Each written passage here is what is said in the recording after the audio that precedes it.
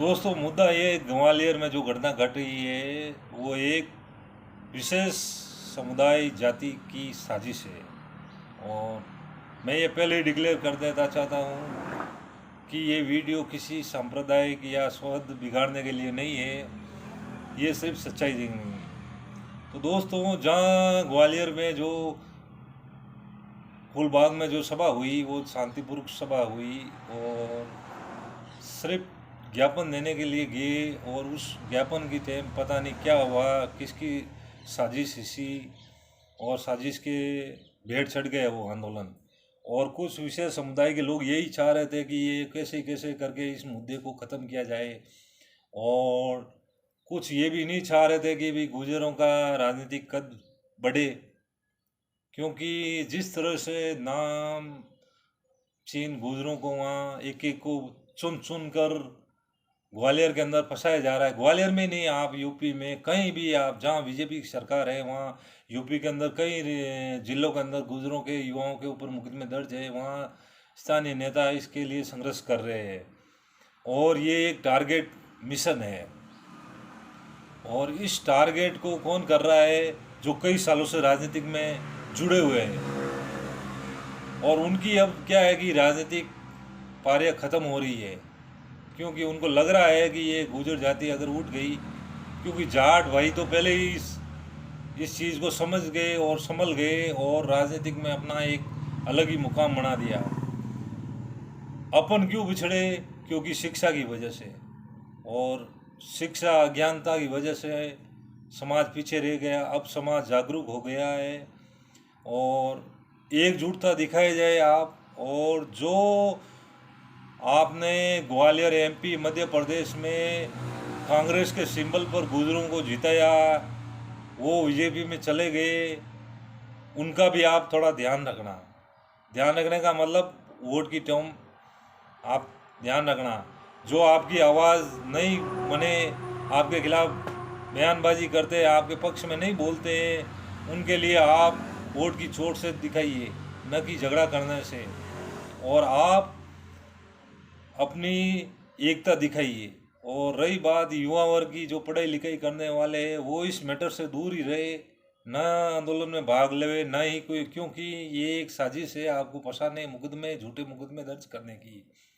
और जो घर में 40 साल के ऊपर के जो बड़े बुजुर्ग बैठे हैं ना, उनको घर से बाहर निकालिए आप और उनको सड़कों पर भेजिए, आंदोलन करिए, शांतिपूर्वक तरीके से आंदोलन करिए और ज्ञापन दीजिए।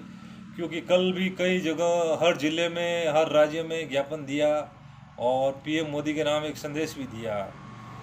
और जो छुटमय नेता है उनको आप अलग करिए अपने मिशन से, क्योंकि आपका अगर पक्ष में नहीं बोल रहे तो उनको आप छटकाइए। यादव समाज के रूपेश यादव आप गुजरों के साथ गिरफ्तार हुए, अभी भी वो जेल में हैं। कई गुजरों के ऊपर मुकदमे दर्ज हुए और तमाम प्रयास कर रहे हैं नेता लोग, लेकिन जो नहीं बोल रहे हैं ना, वो भी आप ध्यान रखना है।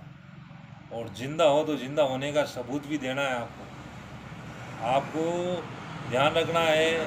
और जो अपने राजस्थान में एक ठेकेदार बन रहे हैं समाज के, जो बीजेपी की गुणगान कर रहे हैं, उन्होंने भी एक कोई ट्वीट या कोई पोस्ट की है तो दोस्तों मेरे को ज़रूर बताना, क्योंकि मेरे तो जहाँ तक देखा है नहीं आई नज़रों में। और उनको भी बोले कि समाज के लिए कुछ बोले। आप बेवजह मोदी मोदी गोदी मोदी करते रहते हो, कभी समाज के लिए भी बोल दिया करो आप, बढ़िया रहेगा।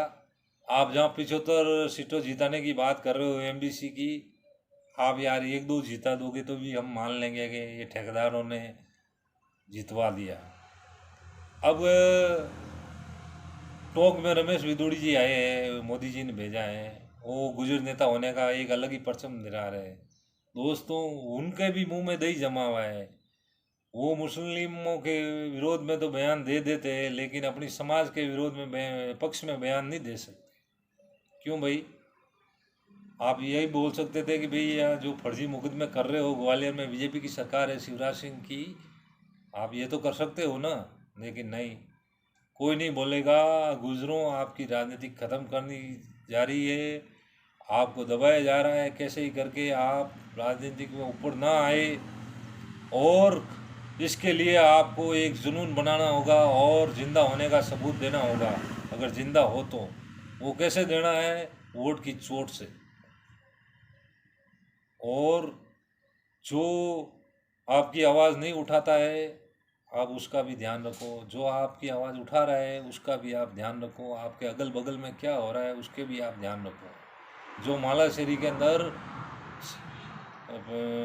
पीएम मोदी का जो लिफाफा खुला है, कई लोग उसके ऊपर भी राजनीति कर रहे हैं, लेकिन उनको हकीकत मालूम नहीं है। समाज ने मोदी की सभा के लिए कई करोड़ रुपए खर्च किए, और उसके लिए खर्च करने का कारण ये था, रीज़न ये था कि भीलवाड़ा के अंदर 7 मांगे रखी गई थी कॉरिडोर के लिए, गुजर रेजिमेंट के लिए। कई मांगे थी जो बीजेपी नेताओं के सामने रखी गई थी, और वो बोले कि हाँ ये हम मांगे पूरी करेंगे। लेकिन 8-10 महीने बीतने के बाद भी वो मांगे पूरी नहीं हुई। इसलिए आपको ये भी ध्यान रखना बहुत ज़रूरी है। और पातिक सेना इसके विरोध में अब उतरेगी, और बड़े ज़ोरों शोरों से उतरेगी। अगर जो गुजर समाज के नेता या कुछ भी समाज के पक्ष में अगर नहीं बोलते हैं तो। और दोस्तों, कई तो फोटो सेशन के नेता भी होते हैं। जैसे जोधपुर के नेता है, पाली में आकर राजनीति करते हैं लेकिन बोलते कुछ नहीं है। ऐसे हर जिले में मिल जाएंगे आपको। तो उनके जो अपना सिर्फ फोटो सेशन ही करवाते हैं, बोलते कुछ है नहीं। और इसके लिए आपको जागरूक होना पड़ेगा। और जो ग्वालियर में घटना घटी, वो कई महीनों से साजिश का एक हिस्सा बन रही थी, लेकिन वो ग्वालियर में सफल हुई।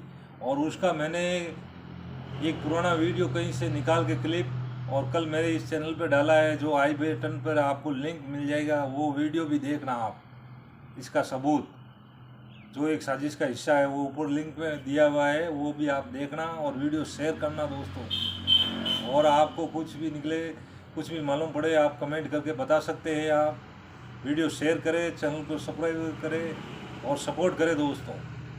राम राम साहब।